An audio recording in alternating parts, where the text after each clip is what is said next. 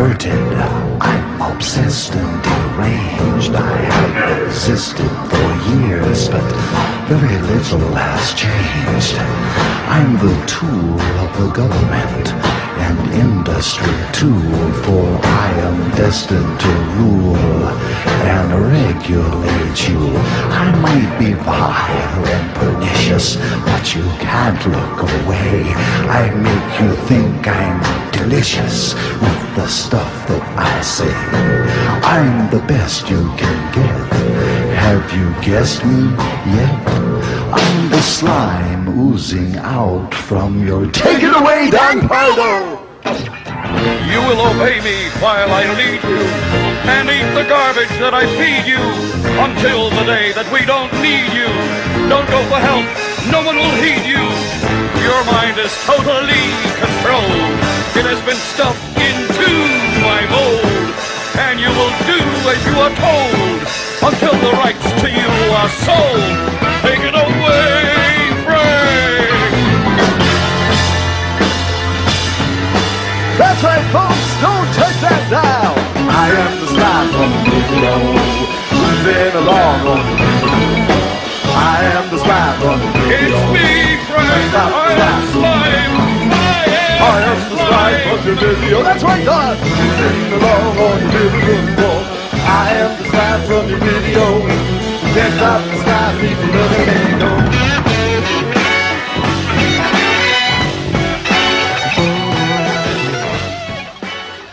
You're one of the most accomplished musicians active today. Why don't you sit down and write a top 40 hit song sometime? I could do it if I wanted, but even if I did, the chances of it getting played on a top 40 radio station are not very good. Why is that? Because of the attitudes of programmers, and there's a certain political rigmarole that one must go through in order to have a top 40 record, including special types of presents to certain people in the industry. And that's something that I don't wish to be involved in. You said rock and roll was only for people who were cute at one point. Do you think rock and roll is still for people who are simply cute? It's more for people who are cute now than it ever was before, because it's virtually impossible to get a record contract if you look, anywhere between normal and ugly. You may play great and sing great, but if you're not cute, you can't get a contract now because it's the world of videos.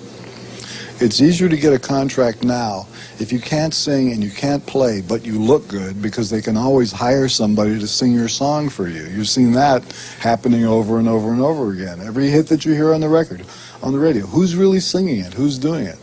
Because the person that you see in the video is dancing and looking good with nice clothes and everything, and it's all fake.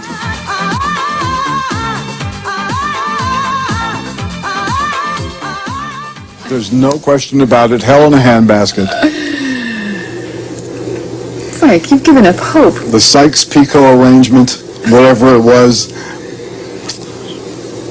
Oh, come on. Yeah, it's really depressing. If you stop and think about trying to get people to pay attention to what the government is doing, or actually taking some personal involvement in it, it's hopeless, because even if you got them to register, they don't know enough about what's going on to make a decision after they've registered. So maybe it's for the best if they don't register. So how do they become more informed? I mean, do they become a news addict like you? And that news is so skewed anyway. Well, I'm watching the same skewed news that's available to everybody else. I don't have any kind of secret information that comes filtering into my house. But what I've learned to do over the years is subtract the spin. And so if you flip from channel to channel and see the different ways a story is covered, you can average it out and get some idea of what's going on. And then the fact that certain stories are reported at all is very suspicious. And you learn to spot these, why are they talking about this now? Let's talk about things on television. CNN. What do you think of CNN? I started watching CNN when you didn't have to pay for it. Now they're scrambling it and you have to pay to see all this right-wing hogwash they hand you. But CNN started off as a very good idea. You could see news all the time, and then it got bigger and bigger and bigger, and it started going more and more and more to the right. And I think that right now, in order to watch CNN and extract news, you have to read between the lines so much and filter out all the speculation that they include in the news stories. I mean, showing the pictures and telling people what happened, cut and dried, that's the news. Yeah. But when you force a person who is a participant in the news story to speculate on what it really means, I think that's pushing it, and they stay on that stuff too much. Now, I've actually seen you on CNN. Yeah, sure, I've been on there. In fact, they interviewed me the other day. I put a thing in my book about CNN and how I think they've gone down the tubes, and they interviewed me about that, and I told the same thing to them. Yeah. But let me give you an example of a CNN technique, okay? Once upon a time, there was a news story that was announced by the anchor like this. Dan Quayle will now be involved more in government policy-making decisions. So what do we see for videotape? Here's George Bush. He's wearing a white shirt, he's got his sleeves rolled up, he's holding a box of popcorn. And he's in a movie theater. And behind him, in the darkness, is Dan Quayle, walking around like a little clone in the background. And right behind George Bush is Dan Aykroyd and Kim Basinger. And obviously they are at the premiere of a movie called My Stepmother is an Alien. Now, this is a Weintraub Entertainment Group film. And Mr. Weintraub and Mr. Bush are friends. I did some research. I found out how this story came about. George called Weintraub and said, "Do you have a movie?" He needed a little promotional thing to stick on the air. This is obviously a plug for a movie, and it's introduced as a story about Dan Quayle. Now that's an abuse of the news, I think. Yeah. Niggas scared of the truth when it looks at you hard. It's like MK Ultra controlling your brain. Suggestive thinking causing your perspective to change. They want to rearrange the whole point of view in the ghetto. The fourth branch of the government want us to settle. A bandana full of glittering generality, fighting for freedom and fighting terror. But what's reality? Martial law is coming soon to the hood to kill yo while you hanging your flag out your project window. Yeah. The fourth branch of the government, aka the media, seems to now have a retirement plan for ex-military officials, as if their opinion was at all unbiased. A machine shouldn't speak for men, so shut the fuck up, you mindless drone. And you know it's serious when these same media outfits are spending millions of dollars on a PR campaign to try to convince you they're fair and balanced, when they're some of the most ignorant and racist people giving that type of mentality a safe haven. We act like we share in the spoils of war that they do. We die in wars, we don't get the contracts to make money off them afterwards. We don't get weapons contracts, nigga. We don't get cheap labor for our companies, nigga. We are cheap labor, nigga. Turn off the news and read, nigga. Read. Identity theft is one of the biggest fears facing computer users today. Just ask Jessica Sweedler, who lost her identity from a new threat called phishing. I was pretty surprised, actually, because the email looked so authentic. And I get things like that all the time. Jessica is not alone. Phishing is one of the fastest growing cybercrimes, according to law enforcement. Viruses spread by email and the damage they can do to your computer. But now Jim Lawrence tells us a new email threat could attack your bank account. Identity theft is one of the biggest fears facing computer users today. Just ask Jessica Sweedler, who lost her identity from a new threat called phishing. I was pretty surprised, actually, because the email looked so authentic. And I get things like that all the time. Jessica is not alone. Phishing is one of the fastest growing cybercrimes, according to law enforcement officials. One computer company reported that nearly 60,000 phishing.